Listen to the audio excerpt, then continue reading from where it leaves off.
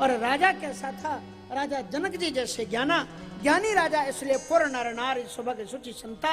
और जो ही राजा जनक के ज्ञान और वैराग्य की बार बार सराहना की गई, त्यों ही महाराज लक्ष्मण जी के मन में दो भाव पैदा हुए, एक उत्कंठा और जिज्ञासा। लक्ष्मण जी के मन में उत्कंठा जगी। उत्कंठा इस बात की कि जो राजा सबसे बड़ा ज्ञानी है, जिसके ज्ञान की प्रशंसा मेरे गुरुदेव कर रहे हैं, कितने जल्दी उस महान राजा का मैं दर्शन करूं, कितने जल्दी उस महान राजा का दर्शन करूं। और जिज्ञासा इस बात की थी कि देखें क्या सचमुच में राजा जनक ज्ञानी है। विश्वामित्र जी देख करके मुस्कुराए, कहा कि राजा लक्ष्मण, तुम कल के बच्चे हो और राजा जनक दीर्घजीवी मुनि है, तुम कैसे आंकलन करोगे कि राजा जनक ज्ञानी है कि नहीं? लक्ष्मण जी ने कहा कि मेरे पास एक कसौटी है, क्योंकि मूल ज्ञान का जो मूल आवर्धान है, ज्ञान का जो मूल लक्ष्य है, ऋतिक ज्ञानान न मुक्ति है। ज्ञान का लक्ष्य है कि हम ईश्वर को जाने। यदि ईश्वर को नहीं जाना तो सारा ज्ञान व्यर्थ है। दुनिया परिवार जाना, घर अरु मकान जाना, नाते रिश्तेदार जाना, जाना जहाना है। अपना अरु पराया जाना, कुटुंब अरु कबीला जाना, पर उसे नहीं जाना, तुझे जिसके पास जाना, पर उसे नहीं जाना, तुझे जिसके पास जाना। सारा ज्ञान व्यर्थ है। राजा जनक जी ज्ञानी है, और ज्ञानी का ब्रह्म कहां रहता है? सोहेम स्मृति वृत्ति अखंड, सोहेम स्मृति वृत्ति अखंड, पर विज्ञान कथन कोदंडा, वर विज्ञान कठिन कोदंडा। सोहेम स्मृति वृत्ति अखंडा, वो ये सोचता है कि उसका जो ब्रह्म है वह ज्योतिष स्वरूप अंदर में जलता है, अंतर में, अंदर में ही ब्रह्म का अनुभव करता है। सोहम अस्मि मनी, जो वो है, सो सह अहम अस्मि, जो वो परमात्मा वही मैं हूं। नेह नानास्ति किंचन, उसके अतिरिक्त इस दुनिया में कोई है ही नहीं। ईश्वर सत्यम जगन मिथ्या, शंकराचार्य जी कहते हैं ईश्वर ही सत्य है, जगत मिथ्या है। लेकिन महाराज लक्ष्मण जी कहते हैं कि जिस निर्गुण निराकार अव्यक्त अगोचर को राजा जनक अपने हृदय में ज्ञान ज्योति के रूप में देखते हैं, वही निर्गुण निराकार अव्यक्त अगोचर परमात्मा मनु और शत्रुपा की तपस्या के प्रभाव स्वरूप साक्षात सगुण साकार राम के रूप में मेरे साथ में चल रहा है। यदि राजा जनक ब्रह्म को जानते हैं तो उन्हें राम को पहचान लेना चाहिए, क्योंकि राम ब्रह्म है, बिन पग चलाए सुने बिन काना। यदि इन्होंने राम को पहचान लिया ब्रह्म के रूप में, तो मैं समझूंगा कि वो ज्ञानी हैं, और यदि मेरे भैया को नहीं पहचान पाए तो मैं समझूंगा कि उनका ज्ञान केवल कोरा है। और दूसरे ही क्षण राजा जनक के यहां जब पहुंचते हैं विश्वामित्र जी, उन्होंने स्वागत किया, अभिवादन किया, कौशल प्रश्न कहे 12 ही 12, विश्वामित्र ने पही बैठा रहा। उसी समय थोड़े घूमने के लिए गए हुए थे राम और लक्ष्मण, आकर के जो ही विश्वामित्र जी के दाएं और बाएं बैठे, राजा जनक अपलक निर्निमेष दृष्टि से राम और लक्ष्मण को निहारने लग जाते हैं, और फिर बड़े भाव के साथ में वो राजा महर्षि विश्वामित्र जी से एक प्रश्न करते हैं कि कहो नाते सुंदरी दो बालक, कहो नाते सुंदर दो बालक, पे खोल तिलक, इन पे कुल पालक मुनि कुल तिलक किन पे कुल पालक। कहा हो नाथ भाव विह्वल हो गए, प्रेमाश्रु उमड़ आए। महाराज महाराज ये आपके पास दाएं और बाएं ये जो दो बालक बैठे हुए हैं, अत्यंत शीघ्र हमारा मन इनको जानने के लिए उतावला हो रहा है। हमें आप बताइए ये दोनों कौन है? मुनि कुल तिलक है। इनकी विशाल जटाएं, भव्य भाल पर तिलक, यज्ञोपवीत। इसे देखकर के ऐसा प्रतीत हो रहा है मानो कि किसी ऋषिकुल घराने के तिलक है, सुषमा है। और इनके भव्य भाल, उन्नत ललाट, आजानु बाहु, विशाल वक्षस्थल और धनुष्वाण को देखकर के ऐसा प्रतीत हो रहा है कि नृपकुल पालक, किसी राजवंश क्षत्रिय वंश के कुल घराने के चिराग है। आप बताइए महाराज ये दोनों कौन है? और जो ही इतना प्रश्न किया उसी समय लक्ष्मण जी ने उनके पांव को दबा दिया। विश्वामित्र कहा गुरु जी। बोले हाँ क्या बात लक्ष्मण? आप उत्तर मत देना। बोले क्यों? आप कह रहे थे ना ज्ञानी, अगर ये ज्ञानी है तो इस प्रश्न का उत्तर इन्हीं से मांगिए कि आपको क्या लग रहा है, कौन है ये दोनों? विश्वामित्र जी ने कहा बात तो ठीक है। सुभद्रा कुमारी चौहान ने तुलसीदास जी के बारे में लिखा है कि कागज के कोरे पन्नों को तुलसी दल बना गया। तुलसीदास जी ने जो चौपाइयों में लिखा है वो तो चौपाई। स्वामी करपात्री जी महाराज इतने भक्त थे रामचरितमानस के कि पूछो मत। स्वामी करपात्री जी महाराज के पहले कुंभों में प्रायः सन्यासियों के खालसों से रामचरितमानस की गूंज नहीं होती थी, लेकिन दो संत ऐसे हुए इस जगत में। एक तो स्वामी करपात्री जी महाराज और एक परम पूज्य स्वामी स्वरूपानंद सरस्वती जी महाराज शंकराचार्य जी, कि इन्होंने अपनी कथाओं में जब तक रामचरितमानस की चौपाई, करपात्री जी महाराज कहा करते थे कि ये जो जनता बैठी हुई है ना ये जनार्दन है, इसलिए कहा जाता है जनता जनार्दन। इसके लिए आप 56 भोग रख देना, लेकिन जब तक तुलसी दल नहीं डालोगे तब तक ये भोग स्वीकार करेगी ही नहीं। वेदों और पुराणों को कितना गा देना, लेकिन जब तक एक रामचरितमानस की चौपाई नहीं बोलोगे तब तक जनता का सिर झूमने वाला नहीं है। स्वामी करपात्री जी महाराज कहा करते थे। तो कहने का तात्पर्य यह है कि इन दो चौपाइयों के बीच में कुछ हो गया है, क्योंकि नियम यह है कि प्रश्न अगर मैंने किया है तो उत्तर वो देगा जिससे प्रश्न किया गया है। ऐसा कहीं होता है क्या प्रश्न भी मैं ही करूं और उत्तर भी मैं ही दूं? ऐसा होता है क्या? यहां दो चौपाइयों को क्लोजनेस देखना, निकट है, बीच में कोई बीच में चौपाई नहीं। प्रश्न राजा जनक कर रहे हैं और उत्तर भी वही दे रहे हैं। उन्होंने प्रश्न किया है कि कहु नाथ सुंदर दो बालक और मुनि कुल तिलक की नृप कुल भार। अब उत्तर तो उनको देना चाहिए था विश्वामित्र जी को, लेकिन ऐसा लगता है चौपाई के बाद में कुछ इशारा हो गया। क्या इशारा हो गया? विश्वामित्र जी ने आपको क्या लग रहा है ऐसा इशारा कर दिया, इसलिए प्रश्न का करने वाला ही प्रश्न का उत्तर भी बता रहा है। क्या उत्तर बताया राजा जनक जी ने कि ब्रह्म जो निगम नीति कह गावा और उभय वेश धरी की सोई आवा। अगर आप मुझसे पूछते हो, so there is my feeling, I am explaining that, उसको मैं आपके सामने प्रस्तुत करता हूं जो मेरा अनुभव है कि ब्रह्म जो निगम नेति कह गावा, जिस ब्रह्म को वेदों ने ना इति कह करके पुकारा है,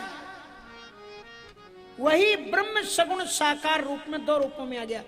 वेदों ने ना इति कह करके कहां पुकारा बताओ? हमारे वेदों के पंडित हैं, संगीतज्ञ भी ऐसी थोड़ी। आप सोचते होंगे हमारा रामदाना जाता कहाँ है? देखो हमने ये कृष्ण कुमार जैसे लोगों को तैयार किया, 6 वर्ष पढ़े हैं। हाँ, ऐसी थोड़ी बम बम करते हैं, तभी तो सब बम बम करते हैं। बम बम आप भी पढ़े क्या? हाँ, एक ये भी छात्र है हमारे यहाँ के। देखो आपके क्षेत्र में भी हमने वापस किए रिटर्न। आपका रामदाना इन लोगों के बीच में रिटर्न हो रहा है। खड़े हो जाओ जरा अपनी जगह से। पंडित जी नाम अपना? हाँ, देवकीनंदन। ये अपने यहाँ रह करके पढ़े हुए हैं। तो आपका रामदाना इस रूप में हम रिटर्न कर रहे हैं, अच्छे विद्वानों के रूप में, ताकि आपका कर्म कांड फले फूले और आगे बढ़े। हाँ जी, बम बम कर दो जरा काशी का। देखिए अभी आपको हमारे कृष्ण कुमार तिवारी जी बम बम करवाते हैं, कैसे बम बम होती है। बम बम बोल रहा है। हो माँ अन्नपूर्णा भैरो बाबा, रहा न कोई बाकी। हो बम बम बोल रहा है काशी, बम बम बोल रहा है काशी, बम बम बोल रहा है काशी, बम बम बोल रहा है काशी। बम बोला के मस्त नगरिया, बम बोला के मस्त नगरिया, देव यहाँ के वासी। हो बम बम बोल रहा है काशी, बम बम बोल रहा है काशी।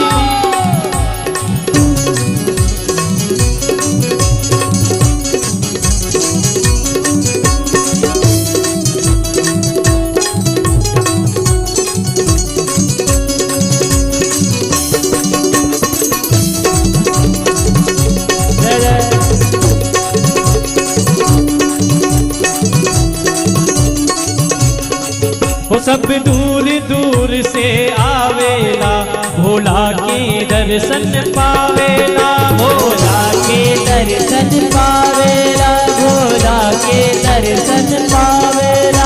सब दूर दूर से आवेला, भोला के दर्शन पावेला, भोला के दर्शन पावेला, भोला के दर्शन पावेला। अर्जी सभे लगावेला, अर्जी सभे लगावेला, बन के इनकर दासी। हो बम बम बोल रहा है काशी, बम बम बोल रहा है काशी। हो बम बम बम बम बोल रहा है काशी, बम बम बोल रहा है काशी।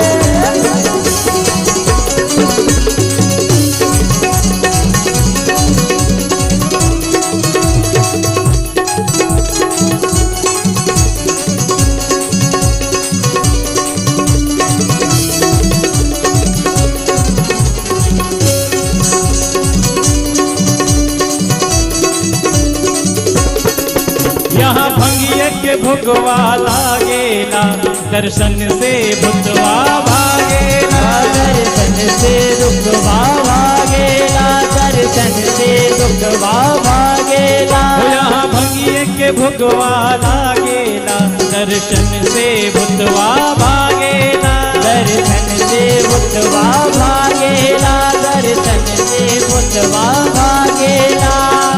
माँ गंगा की गोद में बसते, माँ गंगा की गोद में बसते, साधु सिद्ध सन्यासी।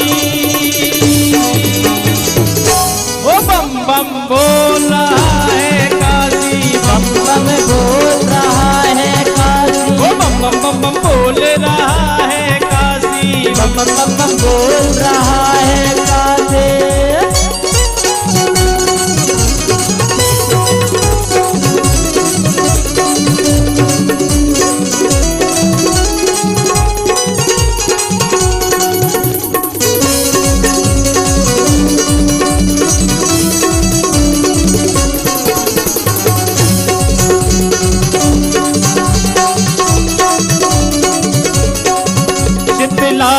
शीतल छैया में, दुर्गा जी के अंगनैया में, दुर्गा जी के अंगनैया में, दुर्गा जी के अंगनैया में। शीतला के शीतल छैया में, महामाई के अंगनैया में। हो महामाई के अंगनैया में, महामाई मोचन भैरव बाबा, संकट मोचन भैरव बाबा, विश्वनाथ अविनाशी। वो बम बम बोल रहा है काशी, बम बम बोल रहा है काशी। माँ अन्नपूर्णा भैरव बाबा, माँ अन्नपूर्णा भैरव बाबा, राना कोई बागी। बम बम बोल रहा है काशी, बम बम बोल रहा है काशी। ओ बम बम बोल रहा है काशी, बम बम बोल रहा है काशी। बम बम बोल रहा है काशी, बम बम बोल रहा है काशी। ओ बम बम बोल रहा है काशी। तो भगवान विश्वनाथ की नगरी में अभी उन्होंने शब्द बोले, माँ शीतल की छैया में, दुर्गा की अंगनैया में, शीतला माता है हमारे यहाँ वाराणसी में, उनके लिए ये लाने हैं। और दुर्गा माता जी का भी मंदिर राम मंदिर के पास में ही है, उनके लिए। अगर आप गूगल में केवल राम मंदिर वाराणसी डालोगे तो गुरुधाम अपने आप आ जाएगा। और आप उसी से, अगर आपको नहीं याद रहे कि कैसे हम पहुंचे, तो केवल राम मंदिर वाराणसी लिखो तो आपको गूगल इंटरनेट खुद राम मंदिर के दरवाजे पर पहुंचाएगा। तो भगवान की दिव्यतम मंगलमय कृपा, इसलिए आप इस चीज को ध्यान रखें कि जो भी आप अनाज के रूप में जो भी संस्था को, मैं नहीं लेता, रामानंद विश्व हितकारिणी परिषद सन 86 में संस्थापित संस्था है। जब मेरी उम्र केवल 22 वर्ष की थी तब मैंने इस संस्था की स्थापना की थी। मैं कोई महंत भी नहीं था और तब मेरी आचार्य चल रही थी और कुंभ में मैंने स्थापित किया था। और सन 86 से लेकर आज तक हमारी इस संस्था के माध्यम से सैकड़ों सैकड़ों संस्कृत के विद्वान पंडित बनकर के धराधाम पर संस्कृति का प्रचार कर रहे हैं। ये आचार्यगण बैठे हुए हैं, सुपठित आचार्यगण। इसलिए आप जो भी देते हो, दान देते हो, या जिन गांवों की तरफ से भी जो अनाज बोला गया है, वो बड़े साधुवाद के पात्र हैं। भगवान धन धन से संपन्न माता नर्मदा जी आपके ऊपर कृपा बरसाती रहे, आपका ऐसे ही पैदा होता रहे। और आप बुला करके राम मंदिर या वृंदावन, जहां आपकी इच्छा हो वहां भेजो। और वहां पर ये बच्चे, क्योंकि वृंदावन में भी संस्कृत पाठशाला हमने शुरू कर दी है, वहां पर भी प्रश्न ये नहीं है। प्रश्न तो ये है कि वेदों ने नेति नेति कह करके कहां पुकारा है।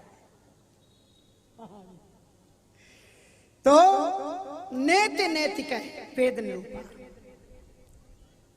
निगम जो कहते हैं स्पष्ट रूप से राजा जनक जी, ब्रह्म जो निगम नेति कहेगा। आइए एक पुरुष सूक्त में मंत्र, पहला मंत्र बोलेंगे पुरुष सूक्त का। सहस्र शीरेखा सहस्र शीरेखा पुरुखा सहस्राक्षा सहस्रपादा सभूमिग्वं सर्वातः व्रतवा त्यातिष्ठत्सांगोलम्। आचार्यों से निवेदन है, बुरा मत मानना। ज्ञानियों को कुछ कहा जाए तो बुरा लगता है कि लोगों वेदों में इतनी सुंदर सुमधुर आवाज है कि इन्हीं से संगीत निकले। लेकिन अगर धान की तरह काटेंगे तो लोग जान ही नहीं पाएंगे कि इनका सौंदर्य भी है इन वेद मंत्रों में। इसलिए जब भी एक मंत्र बोलो, माधुर्यता के साथ में बोलो, लोगों को पता लगे कि ये वेद वाणी है। अभी देखो आप पहले और बाद में कुछ अंतर हो गया। इसलिए जब भी, नहीं तो मत बोलो, कहो कि हम वेद के हम रक्षक हैं। वेद तो हमारी रक्षा करते हैं, हम वेदों की रक्षा क्या करेंगे। पर वेदों के मंत्र को भी बड़े माधुर्यता के साथ में आप देखो, दक्षिण भारत के पंडितों की प्रशंसा क्यों होती है, कभी आप डाल करके देखना। इतने सुंदर धारावाहिकता से क्या संगीत फैल हो जाएगा महाराज। अगर एक तरफ दक्षिण भारतीय पंडितों के द्वारा वेद मंत्रों का पाठ किया जा रहा हो और एक तरफ भजन हो रहा हो, तो आप कह देंगे इसे बंद करो भजन को, ये तो हम सुन लेंगे, वेद सुन लेंगे। पंडित सुलक्षणा ऐसे कुछ करके थी, मुझे नाम उनका याद नहीं आ रहा है। उन्होंने कितने स्तोत्रों को गाया, ऐसे अद्भुत स्तोत्र गाए। एम.एस. सुब्बुलक्ष्मी, आप कभी डाल करके देखो, कितने सुंदर। मैं तो उनको कभी विदेश जाऊं, कहीं जाऊं, समय खाली हो तो उनके स्तोत्रों को सुनता हूं। कितने संस्कृत के श्लोक, आपको अर्थ नहीं समझ में आए तो भी आपको मधुर लगेंगे। संस्कृत भाषा बहुत मधुर है। और अत्यंत सरल है। आप संस्कृत भाषा से प्रेम करने लग जाओ, आपको सारी बात समझ में आने लग जाए। संस्कृत बात बताने लग जाए। अब तुम किसी से प्रेम ही ना करो तो तुम्हें क्या अपनी बात बताएंगे। इसलिए इस वेद मंत्र में कहा गया कि सहस्त्र सिर खा अणोरणीयान, उस परमात्मा के 1000 सिर हैं। अब आप ये बताओ, जिसके 1000 सिर होंगे उसकी आंखें कितनी होंगी? 2000 तो होंगी ना। सहस्त्र सिर का पुरुखा सहस्त्राक्ष, इसमें कहते 1000 आंखें। ऐसे कैसे हो जाएगा? जिसके 1000 सिर होंगे तो 1000 आंखें कैसे होंगी? 2000 होंगी। सहस्त्र सिर का पुरुखा सहस्त्राक्ष सहस्त्र पाद, पांव कितने बोले? सहस्त्र पांव। जिसके 1000 सिर होंगे तो पांव सहस्त्र क्यों होंगे? ये तो बात गड़बड़ हो गई ना। बात वेद गड़बड़ नहीं बोल रहे, हमारी खोपड़ी में बात समझ में गलत आई है। वेद ने सहस्त्र नहीं कहा, वेद ने कहा सहस्त्रों। सहस्त्रों शब्द का प्रयोग, सैकड़ों। इसलिए मतलब यह है कि और ऐसा शब्द का प्रयोग तब किया जाता है जब गिनती कोई काउंटिंग ना कर पाए, तब कर पाए। वेद भी गिनती नहीं कर पा रहे हैं उसके अनंत सिरों की, इतना विशाल है वो। इसलिए सहस्त्र सिर का पुरखा। इसलिए गोस्वामी तुलसीदास जी ने सब प्रामाणिकता के साथ में ये शब्द लगा कि ब्रह्म जो निगम, निगम मानी वेद, ब्रह्म जो निगम नेति कह गावा, उभय वेश धर के सोयावा। राजा जनक जी कहते हैं वेदों ने जिससे नायति नायति कह करके पुकारा, इद मिथ्यम कह जाए न सोई। मुझे ये लगता है कि वही निर्गुण निराकार परमात्मा ही आज राजा जनक के जीवन में राम जी के दिव्यतम स्वरूप को देख करके एक्सीडेंट से 3 चीजों का परिवर्तन हुआ। जो राजा जनक आज तक ये मानते थे कि परमात्मा केवल निर्गुण निराकार ही है, आज उन्होंने एक्सेप्ट किया, स्वीकार किया कि नहीं, भगत प्रेम बस सगुण सो हुई। भक्तों के प्रेम के वशीभूत होकर के वो सगुण हो जाता है। आज राजा जनक जी ने जो आज तक ये मानते थे परमात्मा एक में हो, द्वितीय नास्ति, आज वो खुद ज्ञानी अपने मुख से कह रहा है उभय वेश धर के सोयाबा। दोनों रूपों में वही विद्यमान है। क्योंकि उपनिषदें कहते हैं दो सुपर्णौ सैजौ सखायु समानम वृक्षम परिखत सुधाति। वृक्ष के संसार है, इसकी 2 डालें हैं, एक में जीवात्मा बैठा हुआ है और एक में परमात्मा बैठा हुआ है। ऊर्ध्व मूलम अधः शाखाम सत्यम प्राहुरभ्यम छंदांस शेष प्रणानी यस्तम वेद सवेद। वही परमात्मा। तो आज उन्होंने स्वीकार किया कि ये 2 रूपों में है परमात्मा। और तीसरा परिवर्तन ये आया कि वो ये समझते थे कि ईश्वर सत्यम जगन मिथ्या। बोले नहीं, अगर जगत में परमात्मा है तो जगत के माध्यम से ही परमात्मा की अनुभूति हो रही, तो ये जगत भी मिथ्या नहीं हो सकता। जैसे वेदांत में कहते हैं, गोस्वामी तुलसीदास जी ने लिखा, सर्प की अनुभूति करते हैं, यथोरगम सुप्तम अवद्रज्यति। जैसे कि सुबह सुबह आप उठे, अंधेरा था और रस्सी पड़ी हुई है, वो जो पानी खींचते थे ना तो टूट के गिर जाती थी, पड़ी रहती थी, आगे गांठ लगी रहती थी, फन जैसा लगता है। तो पड़ी हुई रस्सी को देख करके ऐसा लगता है मानो कि वो सर्प है। तो कहते हैं कि जैसे रस्सी में सर्प की अनुभूति, उसी तरह से ये जगत मिथ्या है, ये कभी सत्य ही नहीं। लेकिन श्रीमान जी, सर्प में, रस्सी में जिस सर्प की अनुभूति की गई, वो सर्प होता है कि नहीं ये बताओ, तो मिथ्या कैसे होगा? इसलिए ये जीव भी सत्य है। श्री रामानुजाचार्य जी महाराज कहते हैं जीव भी सत्य है, जगत भी सत्य है और परमात्मा भी सत्य है। और राजा जनक जी ने तीनों चीजों को स्वीकार कर। ब्रह्म जो निगम नेति कहेगा, ब्रह्म जो निगम नेति कहेगा, उभय वेश की सोइया, उभय वेश धर की सोइया। बिल्कुल सटीक उत्तर था। जी महाराज इस चौपाई को सुनते ही राजा जनक के लिए अंतःकरण से दिल से झुक गए कि धन्य ये राजा। विश्वामित्र जी को भी राम को पहचानने में कुछ टाइम लगा। कब पहचाने विश्वामित्र जी राम जी को? जब उन्होंने ताड़का को मार दिया। तब ऋषि निज नाथ हैं जी चीन्ही और विद्या निधि कहूं विद्या दीन्ही। लेकिन ये राजा जनक ने तो पहली बार देखते ही घोषणा कर दी कि ब्रह्म जो निगम नेति कह गावा उभय वेश धर के सोया। और उसके बाद में विश्वामित्र जी महाराज ने पूछा कि how did you came to know, आपने कैसा जाना कि राम ब्रह्म है, कैसे पहचाना? तो राजा जनक जी क्या बोले कि सहज विराग रूपी मनु मोरा थकित होते जी चंद्र चकोरा। मेरा मन सहज बैरागी है। सहज बैरागी मानी बैराग्य, दुनिया से कोई लेना देना नहीं। सहज मानी होता है जो दोष गुण व्यक्ति के जन्म के साथ में पैदा हो उन्हें सहज। सह मानी सहज, साथ में जो जन्मे। राजा जनक कह रहे हैं बैराग्य मेरे जन्म के साथ पैदा हुआ है, मैं सहज जन्मजात बैरागी हूं मैं। और दुनिया में मेरी आसक्ति, दुनिया में कितना भी कोई सुंदर वस्तु हो, कितना भी कोई सुंदर व्यक्ति हो और कितना भी कोई सुंदर दृष्टि हो, मेरा मन वहां आकृष्ट नहीं होता। लेकिन इनका मेरा मन इनकी ओर खिंचा चला जा रहा है। इससे ये लगता है कि ये भगवान ही हो सकते हैं और कोई नहीं है। और जो ही इतना कहा तो भगवान मुस्कुरा दिए। कभी कभी उन्होंने कहा कि महाराज अब विश्वामित्र जी महाराज तो प्रसन्न हो गए, वाले बात तो तुम्हारी 100% सही। अच्छा एक बात बताएं, दुनिया के लोगों की आदत होती है अगर हम कोई प्रश्न करें और आप सही उत्तर दे दो तो आप मेरे चेहरे को देख करके पहचान जाओगे कि हमने उत्तर सही दिया है।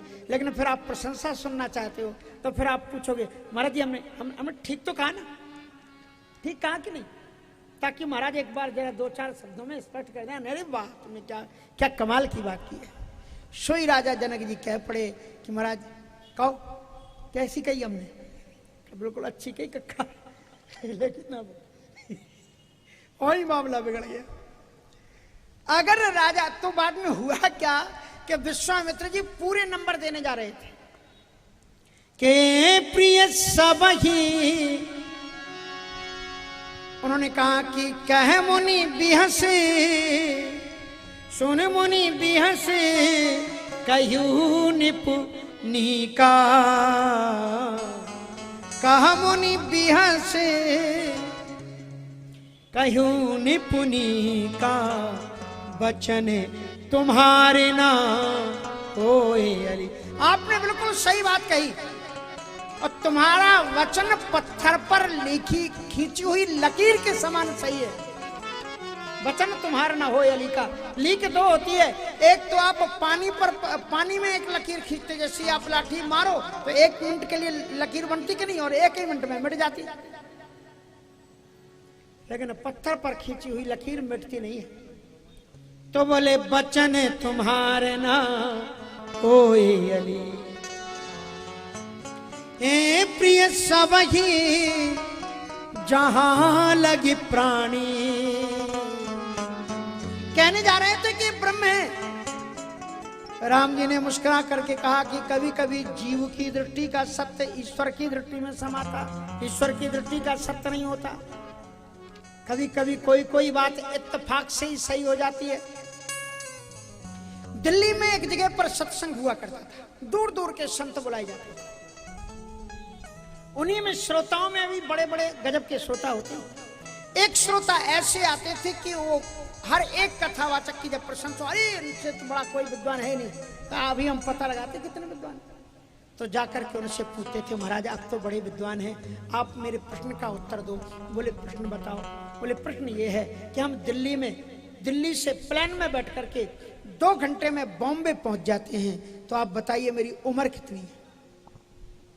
सुनो साहब प्रश्न कि हम दिल्ली से प्लेन में बैठ करके 2 घंटे में बॉम्बे पहुंच जाते हैं, मेरी उम्र बताओ। अब कोई महात्मा अरे बोले तब क्या आपको ज्ञान है जब यही उत्तर नहीं आपको मालूम। ऐसे हर किसी महात्मा से करें। एक बच्चा अव्वल दर्जे से पास हुआ था, किशन का ये लड़का तो बहुत आगे मेधावी है, और उनका मेरे सामने लाओ, अभी हम बताते हैं कितना मेधावी है। बच्चे को सामने लाया गया, कहा कि बेटा हमने सुना तुम बहुत अव्वल दर्जे से पास होते हो, मेरे प्रश्न का उत्तर दोगे? बोले करो सर। कहा कि मैं प्लेन में बैठ करके 2 घंटे में बॉम्बे पहुंच जाता हूं, तो बताओ मेरी उम्र कितनी है? तो बच्चे ने पोटलियों पर ऐसे ऐसे उंगली फिराई और कहा श्रीमान जी आपकी उम्र 48 वर्ष है। और इत्तेफाक से उनकी उम्र बिल्कुल 48 वर्ष की थी। चक्कर में पड़ गए कि बड़े बड़े मैथमेटिक्स, बड़े बड़े ज्योतिषी, गणितज्ञ, बड़े बड़े विचारक, चिंतनशील मुनि लोग हमारे इस प्रश्न का उत्तर नहीं दे पाए। इस नन्हे से बच्चे ने, 14-15 वर्ष के बच्चे ने कैसे उत्तर दे दिया? तो उन्होंने बच्चे से पूछा कि बेटा किस फार्मूला से तुमने इसका उत्तर दिया? बोले सर ये मत पूछो। कहा नहीं बता दो ना। कहा फिर आप बुरा मत मानो। बोले नहीं बताओ आप। कहा असल में क्या है ना कि हमारे एक बड़े भाई साहब हैं, वो हाफ माइंड हैं और उनकी उम्र 24 वर्ष है। बहुत तेज गणित जानते हो आप। मेरे एक बड़े भाई साहब जो हाफ माइंड हैं, उनकी 24 वर्ष उम्र है, और आपके प्रश्न से तो आप फुल माइंड हैं। सो हमने कहा ज्यादा कुछ करने की जरूरत नहीं, 24 का दुगना कर दिया, 24 दूनी 48। सो हम जान गए कि आपकी 48 वर्ष उम्र होगी। उसके बाद में ऐसी उंगली पकड़ी, कान पकड़े कि अब हम प्रश्न नहीं करेंगे किसी से। तो कभी कभी कोई कोई बात इत्तेफाक से सही हो जाती है। राजा जनक ने कहा कि ए प्रिय सबई जहां लग प्राणी मन मुस्काए। विश्वामित्र जी ने कहा ए प्रिय सबई जहां लग प्राणी मन मुस्काए। राम जी मुस्कुरा दिए और मुस्कुराते हुए कहा गुरुदेव इतनी जल्दी पर्दा मत हटाओ, नहीं तो फिर रामलीला का आनंद ही खत्म हो जाएगा। इसलिए आप इतनी जल्दी बता देंगे तो फिर लीला आगे कैसे चलेगी। राम जी मुस्कुराए। और राम जी का मुस्कुराना क्या है तो लंका कांड में देखना, मंदोदरी ने रावण को राम जी की विराट स्वरूप का वर्णन किया है। उसमें कहा है माया हास बाहु दिगपाला। राम जी का मुस्कुराना ही माया है, और राम जी जो ही मुस्कुराए त्यों ही माया उठी और विश्वामित्र जी का रेडियो स्टेशन बदल गया। कह कुछ रहे थे और कुछ और बोलने लगे। ये दो दस रथ के जाए ममुहे तिलागे नरेश पठार रघुकुल मणि रथ के जाए हम हित लागे नरेश पठार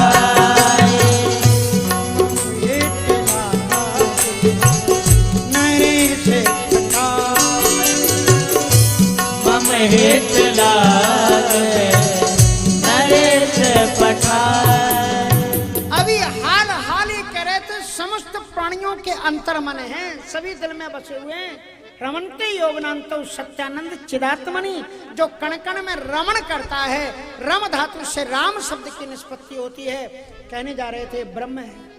ए प्रिय सबई जहां लगा प्राणी। और राम जी जो ही मुस्कुराए तो सिमट करके रघुकुल में आ गए।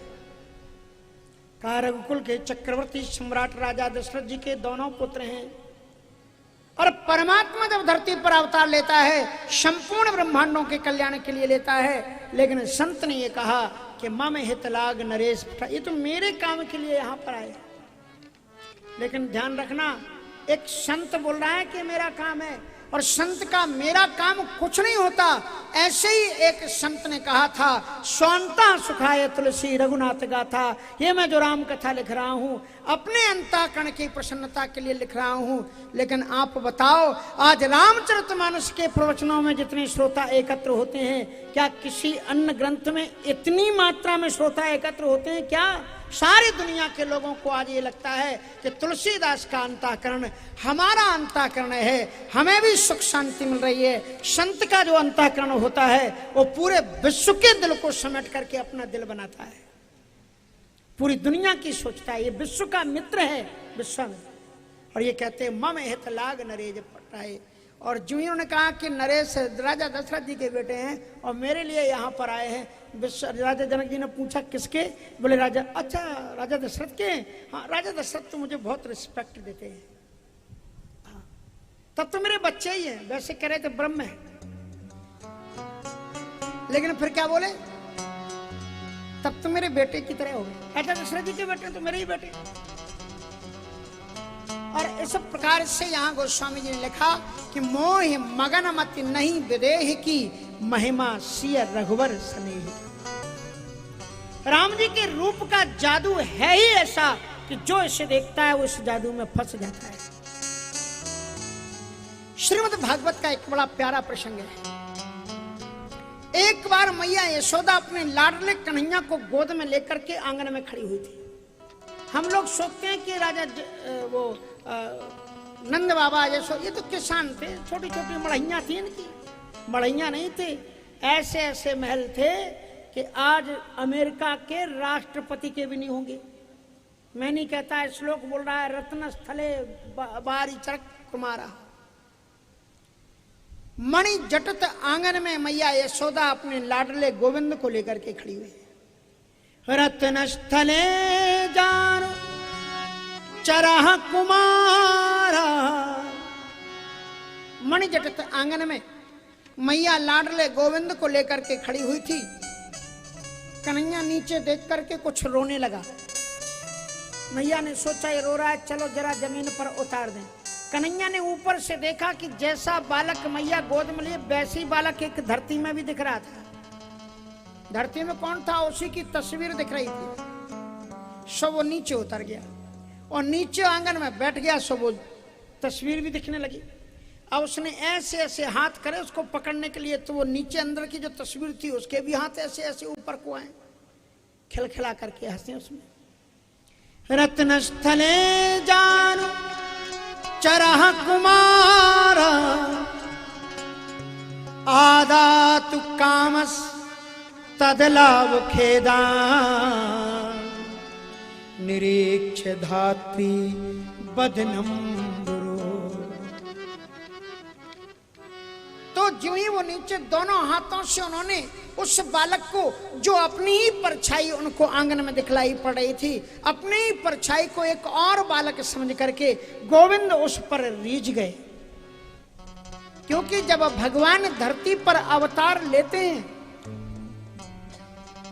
तो निर्गुण निराकार अव्यक्त अगोचर परमात्मा के स्वरूप का सृजन परमात्मा की तीन शक्तियां मिलकर के करती है। श्री देवी, भूदेवी और लीला देवी। श्री देवी परमात्मा के ऐश्वर्य का विस्तार करती है। श्री देवी ईश्वर के ऐश्वर्य का सृजन करती है और भूदेवी ईश्वर के ऐश्वर्य को धारण करती हैं और लीला देवी उसका विस्तार करती है। तीनों ने मिलकर के जो गोविंद के स्वरूप का अद्भुत छटा निहारी है, अद्भुत नजारा देखा है। आज उस निर्गुण निराकार भगवान ने भी पहली बार अपनी तस्वीर देखी और वो उस पर न्योछावर हो गए। आदातु कामस तदलाभ खेदान। और वो सोचते मैं इसे पकड़ लूं, और उन्होंने अपनी दोनों भुजाओं को ऊपर से नीचे किया तो नीचे जो बालक था उनके भी हाथ ऊपर को आने लगे। आदातु कामस तदलाभ खेदन।